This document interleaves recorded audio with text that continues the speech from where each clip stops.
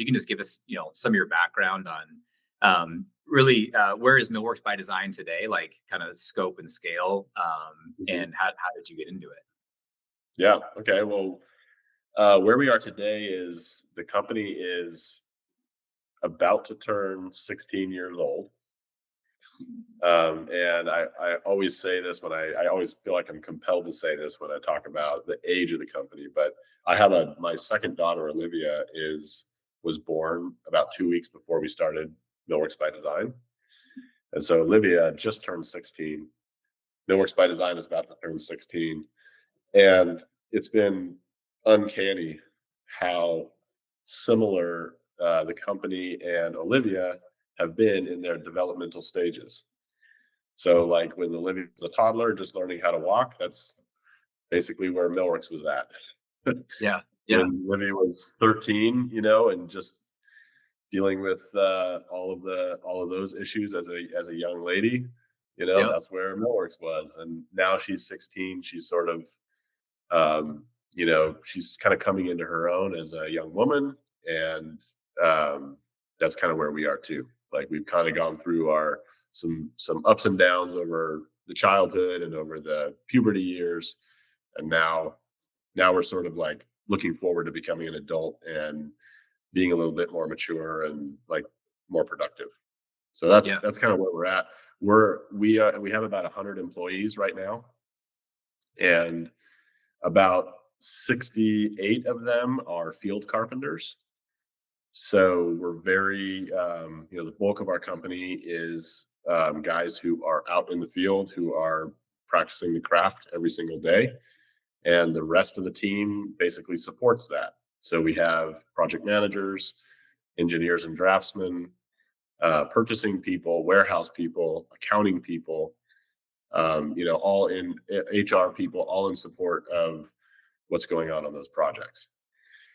And so for us, what that looks like is we typically have 15 or so projects that have people mobilized on them at any given, on any given day. Our projects can last from anywhere from like 6 months to 2 years or more. We have one of our largest jobs in our portfolio right now. We've had guys on it for over 2 years. Wow. And and then we also typically have a handful of projects that are just starting up or just winding down. So we typically have about anywhere from 25 to 30 projects on our list on our portfolio all the time, and about half of those fully mobilized. What's some of the average employee size in this space is like 2.2, employees, and you're like, you have a lot more than that. So I think that Yeah. scale for some people might be hard to wrap their brain around, but 15 concurrent projects, a team of project managers.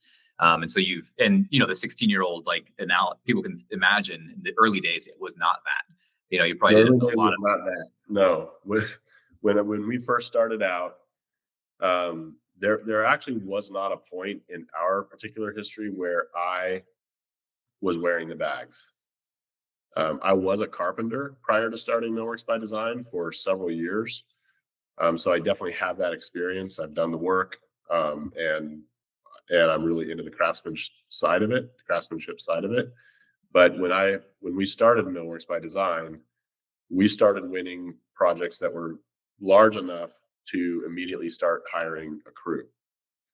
But there were a number of years where I wore a lot of the hats. Like not only was I the CEO of the company, but I was also the only project manager and the only foreman and the only purchasing person, and also the only estimator, with the help of an assistant. So I would be estimating and selling and managing and ordering material and running around laying guys out. Like I've been there too. That's how we started out. yeah. That's it's pretty remarkable. And I want to dig into more of that journey of how you evolved into where you're at. Just to elaborate, I mean, if people haven't been to like your, senior portfolio, if you go to millworksbydesign.com or find you on Instagram, it's probably, what I've looked in, and there's really you guys do some jaw-dropping work, that's Thank you. just phenomenal. The craftsman side of it, the scale of it, just the artistic side of it. Give me, most people don't like bragging on themselves, but like, can you describe maybe like one of maybe like your top two projects, or what's the project that you're like, that's one I'm really proud of. That's like a hallmark, like Mount Rushmore thing for me. Mount Rushmore. Um, so for me, a project that, when I think about projects I'm really proud of, um, they could be either small or big. Like we are not stuck on only doing large projects, although we do large projects for our market. Um, so I can think of one small project that was one ceiling that was a really complicated ceiling, and the challenge was that it had to be done in like the install of it had to be done in like a 2 week period. And so we had to figure out how to build this, how to do as much work off site, and bring in either pre-assembled or really well engineered backing structures and everything in order to build this thing super fast. And the planning and everything that went into it, um, resulted in us hitting the goal and coming in under budget on something that was really, really complicated. So that's what I want to see out of a project I'm really proud of is, first of all, high craftsmanship, quality, quality that is what the customer is expecting. We don't want to oversell or undersell. We don't want to build Yeah. a Bentley if our customer's ordering a Cadillac. We don't want to Right. build a Cadillac if our customer's ordering a Bentley. Like either one of those is a failure for us. But when we deliver exactly what they're expecting, or like a little bit more, and we're on schedule, we do it in the time allotted, and we're on or under budget, Yeah. and no one got hurt in the process. Right. So when it comes to like our fundamentals, it's safety, no one gets hurt, delivery, the project was done on time, cost, the project was done within the budget or under, and at the end of the day, and also the quality, delivering on the quality that's expected. So we have projects that are small that fit that, and then we have projects that are massive that fit that, and either one of those I'm equally proud of. I think one thing you're saying in there this sticks out to me is, when I asked that question, I was like, oh, it's gonna be this like beautiful, huge project. But I think there's an important element, like what you just said. It's like it's not about like the size was it huge or small. Like what's important to you is your values. And are you delivering on your values Yeah, consistently, whether that's a small or big project? And I think to the person who's maybe in that toddler phase of their business, maybe they are a year, 2, 3 years old, and they're just trying to get their feet off the ground, and they're still wearing several hats and running around. You are big on values and um, kind of permeating why you do what you do. yeah. How is that set of values, and like even how you define success was a very values based answer.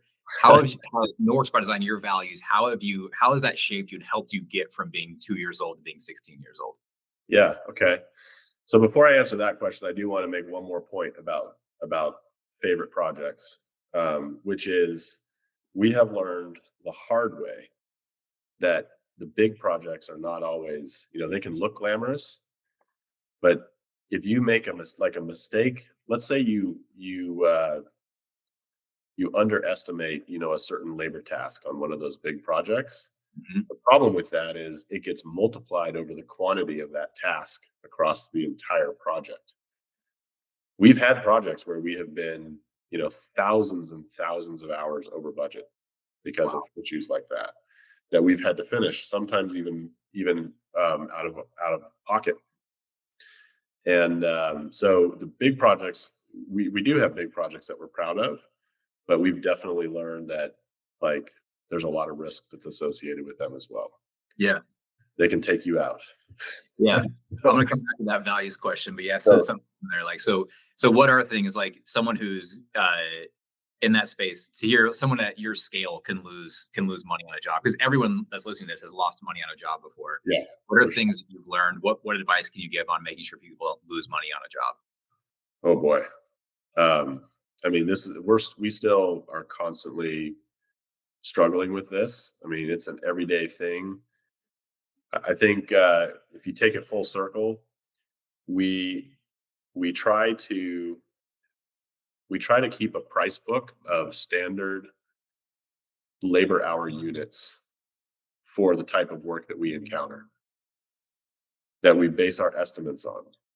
Right. And then we also try to look closely at the projects and those estimates to sometimes tweak those hours up or down because sometimes you're 20 feet higher or you're dealing with something more complicated or maybe you have a large quantity of something that's more simple where you have an economy of scale. Mhm. And in our market, even though we're working on some of the highest end projects here in LA, it is very competitive. So it's not like we can just price it however we want. We have to actually win the job against competitors, so we have to watch that price and the margin and everything.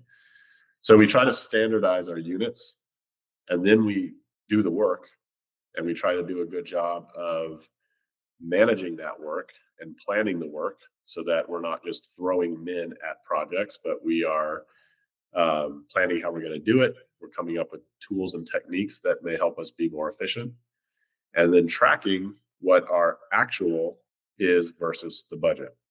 Yeah. And then hopefully, if we're doing a good job of all of that, we are connecting the results of that tracking, the actual versus budget, back to the estimating team Right. so that they're getting constant feedback about the things that are going over budget or the things that are coming in under budget so that they can fine tune that price book. Yeah. And so that cycle is going all the time. I've just made it sound like I just made it sound very easy, but we are still struggling with connecting the dots between all the points on that cycle. Yeah. Well, I think it's I think oftentimes people get a job done, they move on, they move on to the next. It's just Yeah. because the pace, Never right? taking the time to like do a post mortem or to do what we call an after action review on what happened. Are the results what you expected? And if not, why? Yeah. Yeah. And then And just based on those answers, what are we going to do to make sure that we have either the processes or the tools or the training? Sometimes it's, hey, you need to train somebody, um, or the support or whatever. What are we going to do with this information to make sure that our results are more and more consistent in the future? yeah. I think that postmortem, whether that's at scale of, 68 carpenters or one, it's taking the time to come back and say, hey, look at my estimate, look what actually happened. And, where's the gaps. Yeah. Um, and One of the things that we're recently, like very recently, working on improving around we call them after action reviews, Mhm. AARs. What we've realized that when we do a big project that could last 2 years, it could be by the time you sold the job, from the time that you actually sold the job to the time that you collect the final billing, could be 3 or 4 year process. So, and we found, and we were trying to do our after action reviews at the end of these big jobs, but they were frustrating because we would be talking about things that were 3 years old, sometimes Right. 4 years old, 2 years old. And meanwhile, some of those same mistakes or those same issues had been embedded into our whole, portfolio of projects that had proceeded after that one. So we realized we need a much faster turn time on our after action reviews, and now we're getting started doing them at a much more granular level where where we finish a small chunk of a project and then we do an after action review on that small chunk so Yeah. that the information can get back to estimating faster. Yeah. Hmm. So so that's kind of that's one of the improvements that we're working on putting into place right now. Yeah. Yeah. It's all, it doesn't, those are things are all way more difficult than they sound, in a sense, Oh like yeah, on paper, it's like, well, yeah, that makes sense. But actually implementing that at scale, the team can be quite challenging. So very difficult. Yeah. let's go back to the values thing. So I know you shaped this company over 16 years. I do the research I've done. You seem to be very intentional about not just the work that you're doing, but the kind of company that you're building. What are the values of your company and maybe even the mission, and why is that important for a business owner to understand? Yeah, so our mission is to deliver great architectural craftsmanship. Um, we think about mission as like the reason why the company exists. What we're put on earth to do as a group, sort of a thing. Mhm. And we have that mission has been refined over the years down to something that is shorter than what it originally was. Before, it was like three full sentences and nobody could ever remember it. But I think it all can be boiled down into, the reason we're here is to deliver great architectural craftsmanship. So, and I have found that having a stated mission, having a stated vision, we sort of have like 3 points to this triangle. We have our mission statement to deliver great architectural craftsmanship. We have our vision, which is bullet pointed. That one is longer. It's like 5 bullet points of what we want to be true about us sometime in the future. And then the third is our core values. And we have 7 core values. And our core values, we think about like these are the kinds of behaviors that we expect from our team. And really, they're kind of used like filters, like decision making filters, Mhm. or you could think of it like chalking the field, because, and I think this is true even for some smaller companies. Ideally you want your managers and your leaders to be able to represent the company to the world, to your customers, to your vendors, um, and you want them to be able to make decisions on behalf of the company that are in alignment with the decisions that the founder would make, right? The owner would make. And so that's really how we think about them when we train our people, and especially our leaders, on our core values and our vision and our mission. Is like, hey, as you're making this decision, is it in alignment with these tools? And if it is, then odds are you're probably making the same decision that I would make. Yeah. And I think that makes sense too, even like, for the person who's the one man, like the owner operator, maybe someone, carpentry that just got out, like left and started their own business, even if it's a one man or two-person show, putting some thought into that. Like, why Yeah, am I doing this? What type of business do I want to build? yeah, And absolutely. Like even for yourself, even as a one man, like I have to be, as the founder of this company, owner of the company, I have to be just as accountable to those things as any of my employees. And every one of my employees has my permission to call me on it when they see me kind of getting outside of the line, which has happened before. yeah, Um, because we're all human, right? right, We do make mistakes, and sometimes we think weird things and get on weird tangents, and sometimes we need to have that boundary to be able to say, hey, this is not in alignment with the kinds of behaviors that we want to be known for. right, So, and I think that there's a purpose thing there as well. I think that as humans, and that we want there to be a bigger purpose, we need to have a bigger purpose than just making a living. And um and so I think that if you have a destination or a vision that you're traveling towards, that you're making a living as you go, but there's a lot more satisfaction in building a team or building a company, no matter how small or how large it is, that is moving towards a greater purpose than just making money. right. Yeah, I think that's a powerful concept. I think for personal development, for business development, for team leadership, the whole thing is like, hey, where are we going? Why are we trying to get there? And then it takes some of the day to day, start stacking up into wins in a direction. I do think people want to follow a vision, and I think having those values, like from your perspective, where it's like, hey, this is what's important to me. Like, this is who I want to be as a leader, who I want to be as a person, who I want to be as a craftsman, right? So when those things are exemplified by the leader, by you, and it's an environment where someone can call you out, like that creates a level of authenticity to the team where it's like, no, we really are rowing the boat the same direction. And oh yeah, Yeah. Dan's the guy, Dan driving the vision. It's like it creates this. I heard a quote one time. It's like people always buy the leader before they buy the vision. And Yeah. it's like And if the leader's believable, it's like you can tell them we're going to Timbuktu tomorrow, and they're like, "All right, we're in," because Dan, you know. Yep. So I think it's And just on the flip side of that, people, there's a lot of studies out there that show that the number one reason people leave a company is because of their boss or their leader. yep, 100%. Um, Yeah, And the thing is none of us are perfect. I've definitely gone through periods where I was unhealthy as a leader and have lost people that I wish I hadn't lost in that yeah, experience. Um, but I think by and large and over the long term, having some structure around why we're doing this, what our purpose is, some thought into what kinds of behaviors do we want our team to be known for, those core values. I yeah, think those having those things in place helps a company be more consistent. yeah.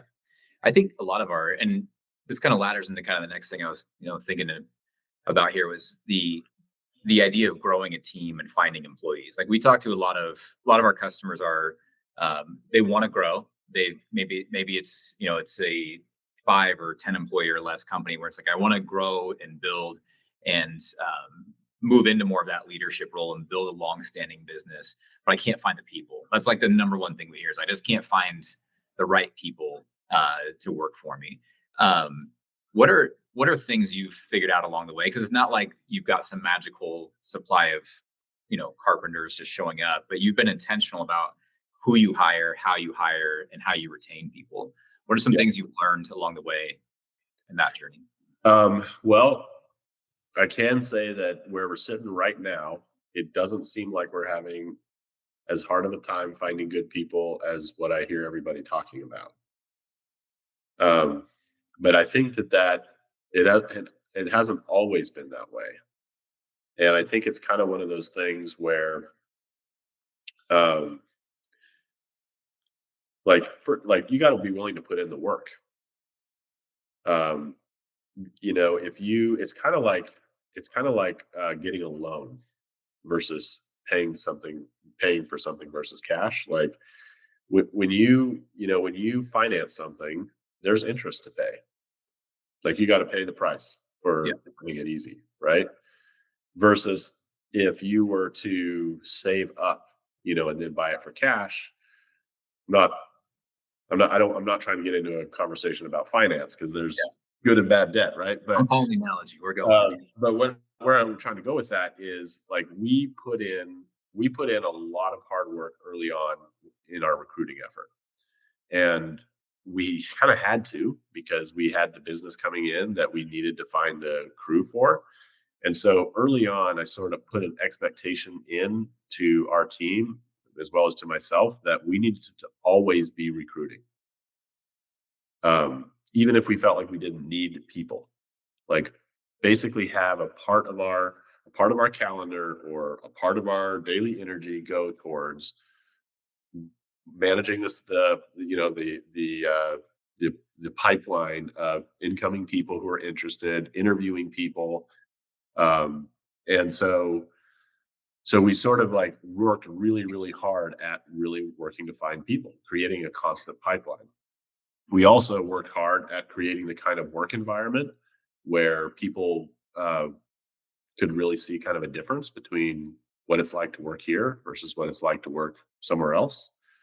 So, because if you have people inside that are that are having a great experience in their work environment, they're going to be attracting other people who are looking for the same thing. Um, and then thirdly, you can't always find the person who already has the skills that you might need. Like you might need to find somebody who just has a good fit with your values and who has a good work ethic. And then you might need to put some energy into training them to be what you need. But we found that whenever we do that, sometimes it just feels like we just do not have the bandwidth to be able to do the training or to put that kind of investment in. But whenever we do, we end up with somebody who usually stays with us for a lot longer and they usually become self-sufficient faster than you think. And it always seems to seems to pay off in the end to put that energy in up front. Yeah. The investment in it. Go Right. ahead. And now where we are today, we have um, it's kind of incredible. Like we can basically put the word out to our crew when we need to hire a few more people, and almost all of our recruiting is done by referral from within our crew for other carpenters that they know outside.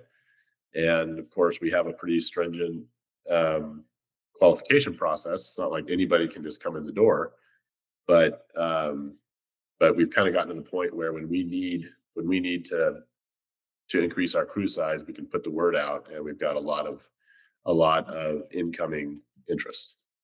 What are some, as you're bringing people in, like that stringent process you mentioned, what are some red flags or maybe some things in that hiring process that catch your eye or ear that maybe people don't think about? Or the other way around, maybe things that when you hear it, you're like, that's somebody I want. Yeah. Well, the core values are used there again.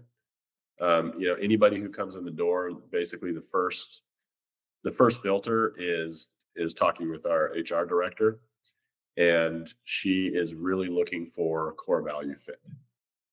And so she's looking for signs of humility, signs of how important does somebody put safety. Like safety and planning and working safely is our number one core value, actually. And so, how important is things like continuous improvement? How important is, taking the time to communicate with respect and candor, things like that. And so the first filter is based on those kind of things, which tells us, is this person going to be a fit inside of our culture and with the people who are already here or not? So that may reject some people.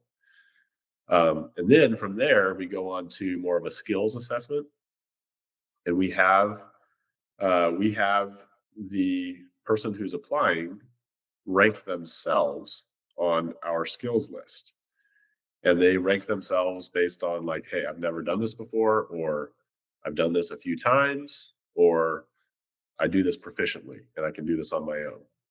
And they go through our entire skills list and rank themselves. Hmm.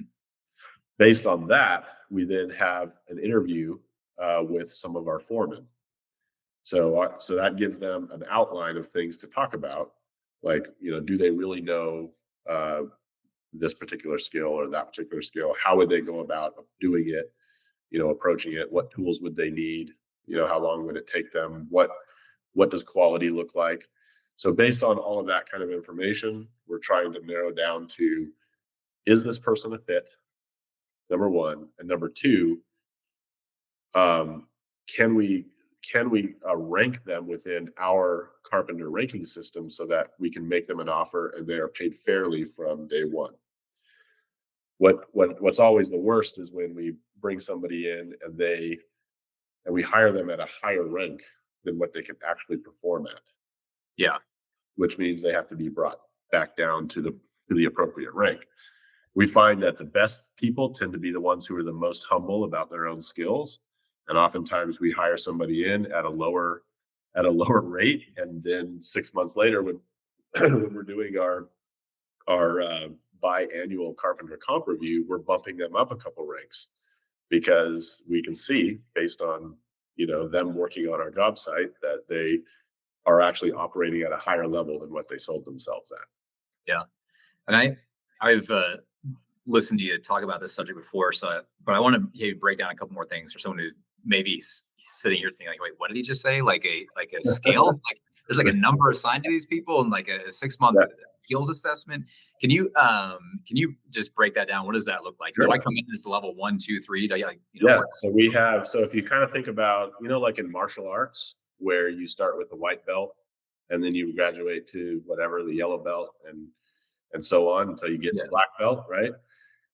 We kind of have a similar system where we have a ranking scale that starts at a 1 and goes to a 10.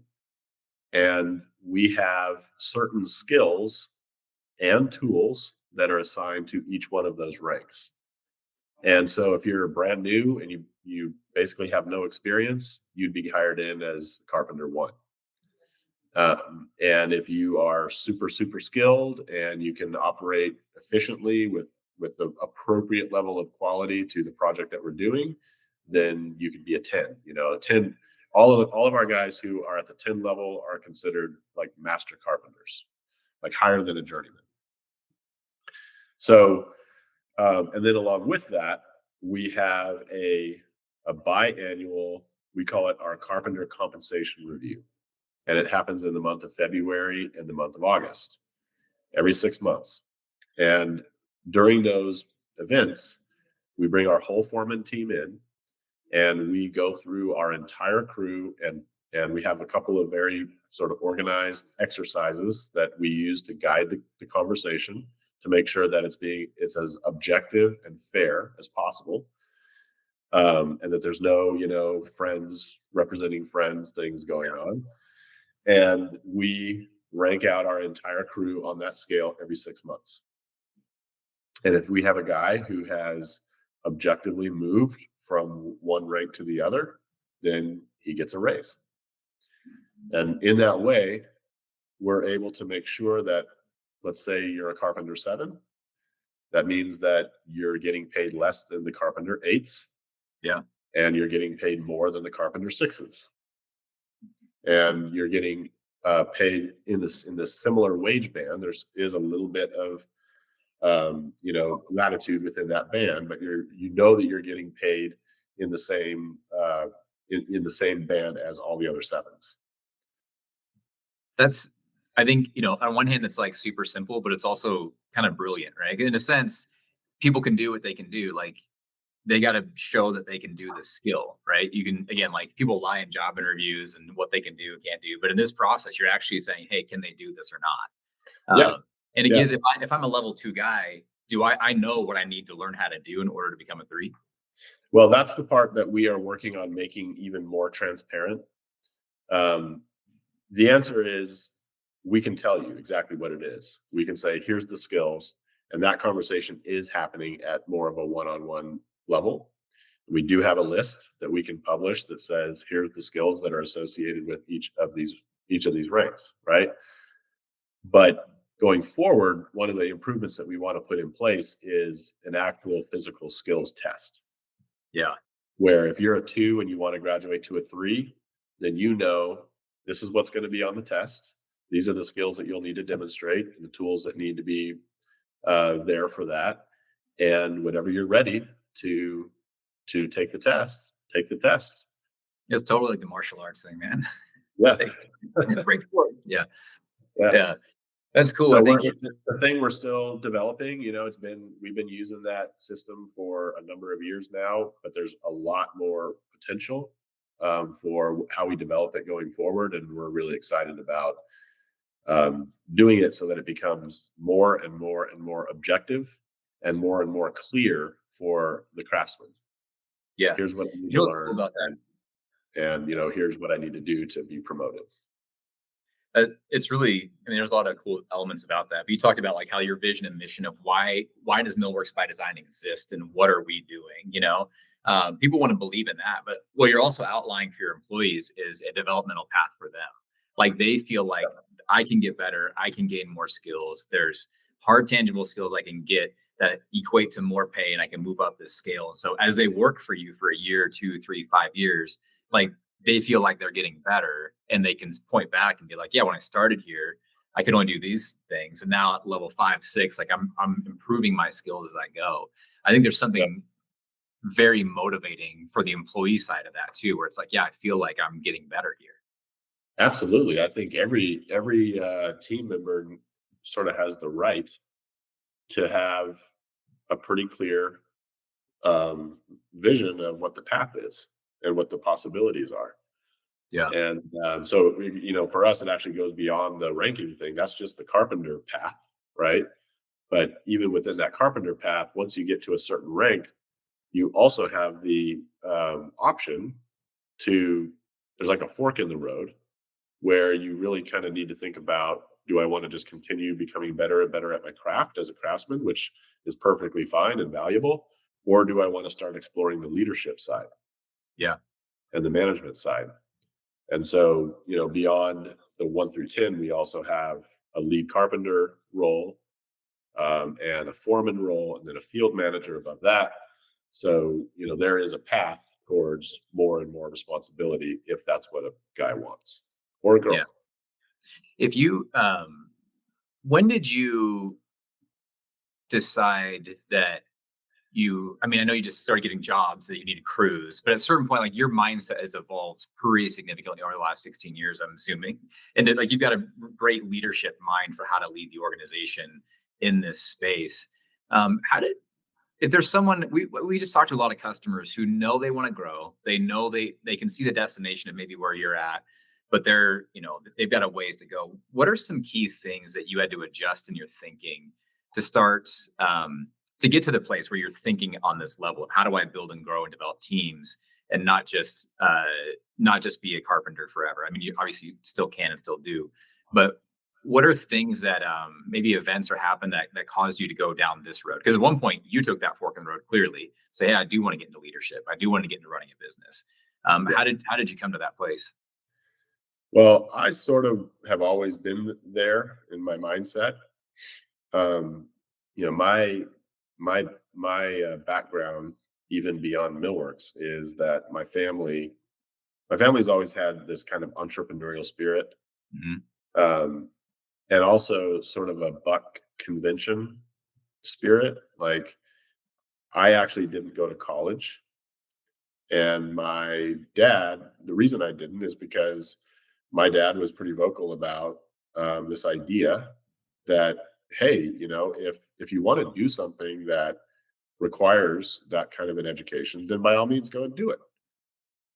One of my brothers is a philosophy professor, has a PhD in philosophy, so he went down that road and enjoyed it, and is happy in his career. But Dad was like, "But if you don't require that kind of a education, then and you are the kind of person who maybe would excel in the skilled trades environment, then go get a job right out of high school and start learning it from the ground up. Do it that way." Yeah. And because I had that encouragement, even though many of my friends, it was like the expectation was you must go to college, right? Whatever kind of debt you incurred or whatever. That I didn't have that expectation hanging over my head, and so Yeah. I started out uh, as an apprentice carpenter when I was 17, with the purpose of eventually starting my own company. So that was always part of the plan. And it was always part of the plan that it would not just be a small company, but that I wanted the challenge of scaling something. Yeah. So now, because I was maybe even more sure of myself than I should have been, I routinely got into situations, and still sometimes do, where I find that I've bit off more than I can chew. Or and I figure out how to get it done, but not always as efficiently or profitably as I would like. I think a lot of guys are probably more in tune with that side. They're maybe a little bit more risk averse, and so for those guys, maybe what they should do is go out and get a job that's a little bit bigger than what they feel like they're capable of. Because what happens is when you do that, it stretches you into having to solve problems that you didn't have to solve before, Right. like hiring people. Like, if you all of a sudden find yourself with a job that requires, if you're a one man or a two-person company, and you go out and you hire and you get a job that is going to require five people, well, guess what? You got to figure out how to find some people and to then lead them and run that job. Yeah. And so that builds, like, those kind of situations can build upon one another, where you go through this push where it feels like you're doing something that's bigger than what you should be doing, right? But you figure out how to get it done. And the Yeah. lessons that you learn in figuring it out become part of your standard operating procedure. They become part of, your day in, day out business. And now it's comfortable being at Five Guys because you Right. figured out what you need to figure out. And then you go out and get a job that maybe takes 8 guys, and then you got to figure out that next level of scale. Yeah. That's that's what I would say to those guys is like maybe just push into something that is a little bit bigger than what you're comfortable with so that you force yourself to be confronted with those challenges because Right. then you'll figure it out. Yeah. You care about the work, and if you care about putting out quality work, and if you care about keeping your customers happy, you will figure out, systems and ways of and what you need to do to get there. Yeah. But it won't always be comfortable, you know? Yeah. I think this thing is, you know, discomfort is and growth kind of feel the same. Like if you're gonna grow, it's gonna be uncomfortable. You know, Yes. like Yeah. I got two sons and they're 9 and 11, and they're growing. It's like they just grow out of clothes like fast. It's like Yeah. they put a shirt on, it's like I it's have to getting buy you summer. shoes again? Yeah, I know. We're in Missouri, so like summertime's happening now, and they're like putting on the shirts from last summer, like this just over the weekend. And they're like, huh. And it's like, yeah, it doesn't fit anymore, bud. Yeah, it's like Uh, that. with- It's like that. yeah, and it used to be comfortable. Like his favorite shirt's not comfortable anymore because he's grown. Yes, And it's like those two things go together. Like you will create discomfort if you want to grow, you know? absolutely. I can remember, there's one project, it happens to be one of those projects that I thought about telling you about, one of my favorite, like, Mount Rushmore projects, right? I remember, it was definitely one of those periods of time where we were sort of getting out ahead of our skis, right? Mhm. And it was it was at the time when I had started to not review every single bid before it went out. And this was one of those bids that I did not review before it went out. And I found out that we were winning the job, and I went out to walk the job for the first time. And I looked at the budget and I looked at the space, which was enormous. This was the LA Country Club. It was our first like big commercial project. And I felt literally sick to my stomach because I could not see how we were going to do the work with the budget that we had. I thought we had severely underbid it, and this thing could had the potential to take us out. Like, Yeah. so I thought about walking away from the project, and I talked with my team about it. Got talked with the estimator, the estimating manager who was responsible for the numbers, and he had good logic for why his numbers were the way they were. Right? He stood behind the numbers, and so we said, okay, let's try to do it. And with that kind of pressure, it was so visceral, it literally made me sick. Yeah. That I was so scared of this project. And it actually became one of our most profitable projects in our company's Huh. history. Because, well, at least some of the reasons were because we were really focused on doing our planning and setting the job up so that we were going to hit our budget numbers. Yeah. And we had to, there was a lot of stretching points within getting that job done, figuring out new ways of approaching work. But we learned a lot of things that we're now applying, and like doing that job today would be comfortable for us. Yeah. Yeah. I think like the alternative to not pushing yourself, because I think if you just get out on a limb a little bit, like you're forced into creativity, you're forced into maybe hard work, Yeah. ingenuity. Like, I mean, it forces you into that spot because if you don't, you're going to die. Like even that one, you're like, I'm either going to go under or I'm going to figure this out, Yeah. and it's amazing what Yeah. you can figure out under pressure sometimes.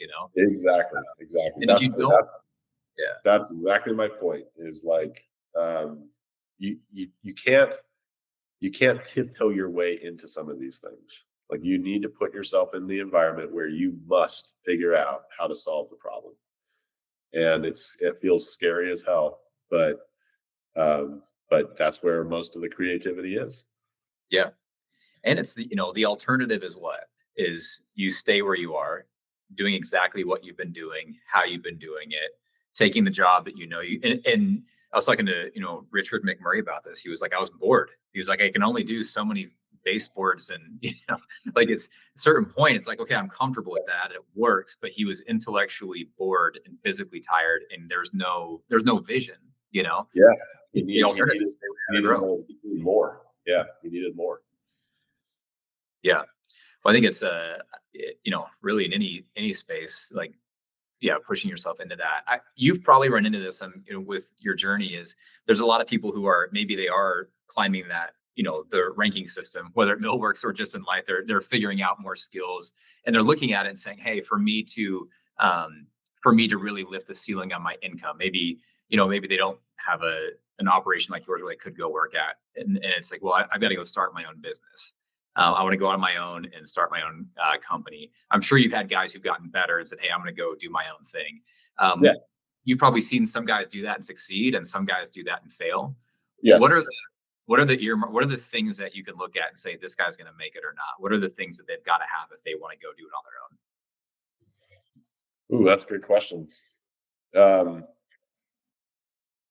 well, I think that it depends on what kind of operation you want to build. Um, if if you want to be a one man operator, it's much easier to make a living and stay alive. In fact, it may be easier to make a lot of money, to a certain threshold as a very small company compared to what we're doing. Um, for us, my personal experience was very tough at the beginning. We lost money for 3 years in a row at the very beginning. I had to cut my standard of living way back compared to what it had become, and had to make a lot of sacrifices around that. My family and I had to make a lot of sacrifices in those early years. So like if you're wanting to build this kind of a thing, that would be one thing I'd be looking for. Is like, are you really willing to, max out all your credit cards and then negotiate that debt off, or whatever, move into the little apartment out of the house that you were living in. And for some guys, like, yeah, it's worth it. And for other guys, no, I don't know if I would do that at this stage in my life right now. So I would look for that, like grit, I guess is what I'm getting at. Like own? what kind of grit do you have to like really stick with this? Secondly, I would look at, are you the kind of person are you a learner? Are you the kind of person that can work the business and also put some energy and investment into educating yourself, or finding people that you can learn from? Because you need to learn a lot of things, especially if a lot of guys are coming out of the field as a craftsman. They got to learn things about pricing, about Mhm. estimating, about accounting, about finance, about labor law. Just operating in the state of California and all the laws around labor is the whole thing. So, are you the kind of person that will invest in yourself with the education that you need to learn the things that you need to learn in order to be able to operate and grow? So, those are probably the main things that I would look for. Yeah. And for some guys, the right answer is no, you shouldn't go out on your own. Like, for Yeah, the balance they have in life and what they're doing, you're better off staying where you're at, working for somebody else. yeah, and I think there's no shame, in any one of those paths. Right. Um, you can work for somebody for a long, long time, and then maybe the right time to go out on your own is later in life, Right. or maybe the right answer is to be an employee the whole time. We have people who have been in business for themselves for a long time and then have made the decision to spend like the last 10 or 15 years of their career as an employee rather than being self-employed. And then you can go out and start a small company and keep it small, or Yeah. you can go out and start something and grow it big. There's just so many different paths, and neither one of them are, none of them are like more right than the others. Right. I think it's about figuring out like what's the right path for you. And the grass isn't greener, right? People got to figure out, and it probably goes back to what we were talking about earlier, is like if you can find a way to push yourself and challenge and grow in the space that you're in, you know, then you should, and Yeah, sometimes, we see that often too, where guys go out, start their own thing and they realize, wow, this is way harder than I thought it was going to be, and it's, a carpenter's getting paid a certain hourly rate. And they're like, well, the boss is charging, twice that to the customer. I'm going to go make it on my own. Right. And yeah. that's where they get come back and realize like there's taxes, There's insurance. taxes, there's overheads, there's all these other costs, Yeah. and all these other job duties that you have to perform if you're the boss. Yeah. Yeah. Um, I had another question, and it's kind of a change of subject. But I noticed that for you, like job site setup is a big deal. Yes. Um, Even seeing like how you guys set up job sites, like all your stuff is branded, Yeah. I saw a picture like work sites with your tools, shirts, everything is like branded, like it's got your name, your logo on it, and it's clear that you guys are the are the crew on the scene. Yes. Why is and I guess it's probably two things: setup and branding. Why is that so important to you? Well, it's important because, I mean, the business case for it is that it's marketing. When anybody walks on a job site, it could be the owner, it could be the architect, it could be the owner's rep, other vendors, other subcontractors. We want them to immediately know who the woodworker is on the job site. And we want every single job that we are on to look consistent. So that I mean, you could be an architect and you could visit 3 jobs in one day in LA, and all 3 of them could have us on it, or 2 of them could have us on it, and then the third one has some other knucklehead on it, that Hmm. doesn't care as much about that image. So, so that's part of it. Is just is we see it as an opportunity for branding and for marketing.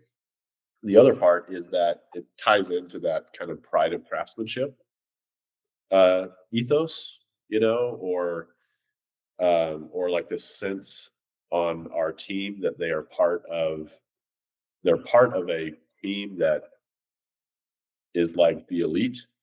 Hmm. We want our guys to think of themselves that way. Like they're not just carpenters showing up for work because they couldn't do anything else in life. No, like we want our guys to think of themselves as pros, as the Navy SEALs of the carpentry world. Yeah. Okay, so if you want that kind of vibe on your team, then you need to have certain kind of expectations about the environment that they work in or how they work that need to sort of set them apart from everybody else. And so that's why we have all of our job site of equipment is painted black.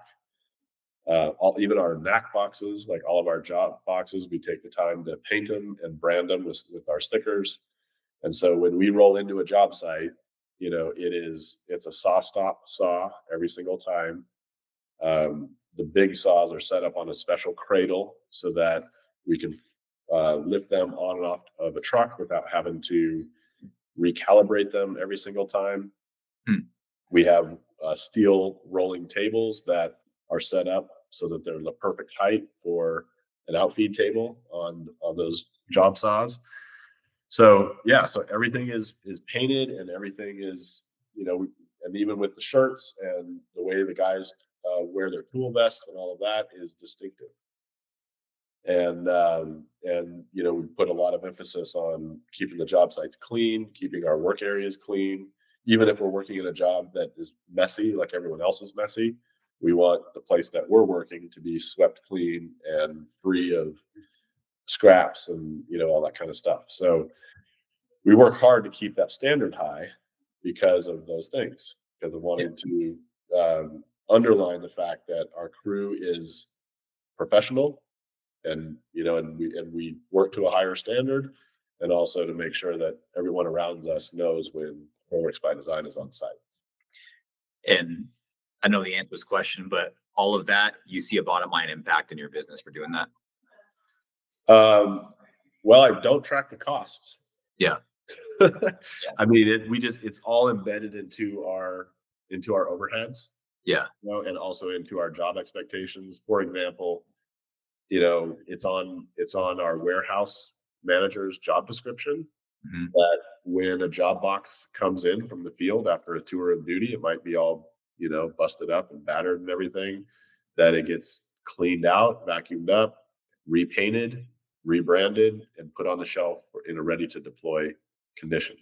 Yeah. So, there's definitely extra cost that goes into that. Like there's some man hours that go into it, but I don't think that that cost is in any way prohibitive of us, selling projects or being profitable as a company. Well, I think it's, I'm assuming that you work with higher end clientele, you work in a high end niche, and people in that niche have an expectation and they appreciate, probably the attention to detail and the brand. I mean, they understand what they're getting with your Yeah, company. to an extent. I mean, we work in a very high end niche, but it is very competitive, Yeah. and we constantly have to find ways of being more efficient to bring our price, into a zone that's competitive, Yeah. and that's one of our big challenges. Yeah. But I just wanted to say, man, thank you for taking the time. You got a lot going on, but taking the time to talk with us, it's awesome. I really appreciate your time. There's a piece of our vision. We were talking about the vision statement earlier. There is the last bullet point of our vision is about legacy, Hmm. and it's about having a positive impact on our industry, which goes way beyond, this company or the profitability of this company or making a living or any of that. Yeah. So that's why I'm here. It's because I Yeah. want to be able to have even a little impact. If it can be a help to any guy who's just getting started out or who's battling it out right now. Like, I understand. I've been there, and to the extent I can help, I want to help. Yeah. Well, I think it's you are. I mean, yeah, that's awesome. I think that's kind of like what we mentioned earlier, but what we're trying to do here is similar, right? It's a business, but the whole thing is built around how to make software easy to use for guys to understand their market and margin, in Yeah. a simple, straightforward way. To the guy who's like maybe doesn't love that, we've talked to. I think Richard was like, "I hate estimates." He was like, "It's so weird." He was like, "I'd rather go to the dentist and work on estimates." Yeah. Yeah. So we're trying to embrace that's kind of what we're doing. And for some guys, it's just they hate Solve that problem for them. yeah, and make it Um, as simple as possible. And that's kind of the goal. Is it's the people side of it. We really have an ethos. Art. It's like we believe if we add value to that guy, the money will follow. Like if we yeah, create value and make their life easier and help them win, we believe that the money's going to follow that. So I obviously, agree with that too. business Yeah. model and all that, but our founders very that's who we are. That's kind of the team we've assembled here. It's like we're on a mission to go help guys. And so Yeah. um it's cool to just hear that from somebody like you as well. It's like, man, that's really cool. So if somebody wants to find you or connect with what you're doing at Millworks by Design, what's the best place to find you? Great place to follow us is Instagram. Our handle there is at Millworks by Design, and you can see all kinds of. That's pretty much where a lot of our like press releases and pictures and stuff are. And of course, you can find our website millworksbydesign.com, and also you can find me on LinkedIn. Cool. Dan Parish at millworksbydesign.com on LinkedIn. Very cool. All right, Dan, I appreciate your time. Thanks for joining us today.